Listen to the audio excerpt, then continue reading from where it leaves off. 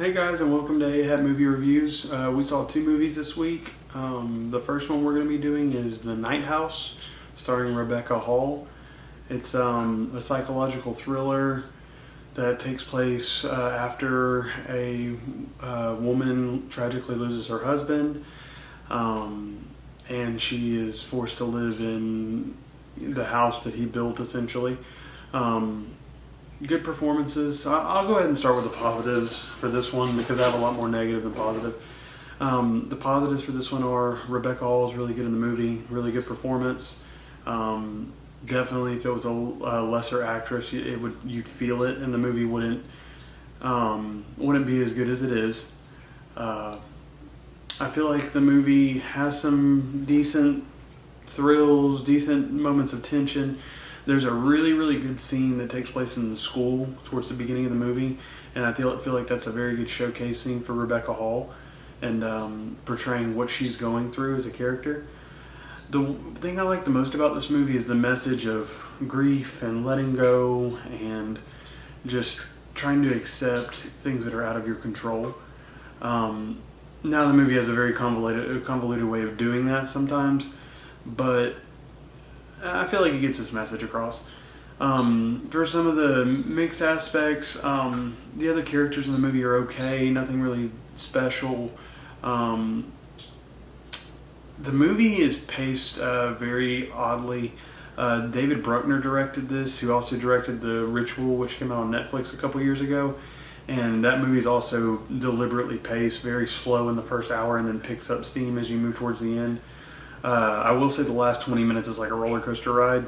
Whether it's good or bad, I mean, that's subjective, but yeah, I'd say overall it's a mixed aspect. Alright, to my negatives, and there will be some minor spoilers in this, but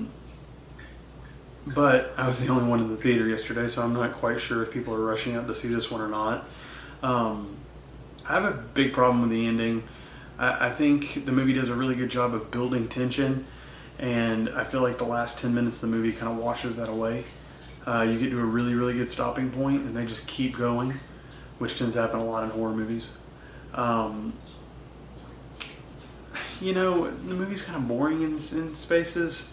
It picks up steam in some parts. There are some really effective jump scares. There's a couple scenes where I had to put my fingers to my ear because it's so loud and visceral that I kind of had to brace myself a little bit.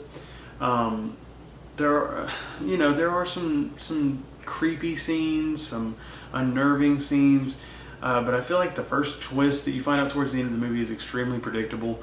The one that follows after that is a little bit questionable, and that's really the last twist of the movie is going to determine if you're a fan or not of this movie. Again, I was really looking forward to this movie. It had a really good trailer.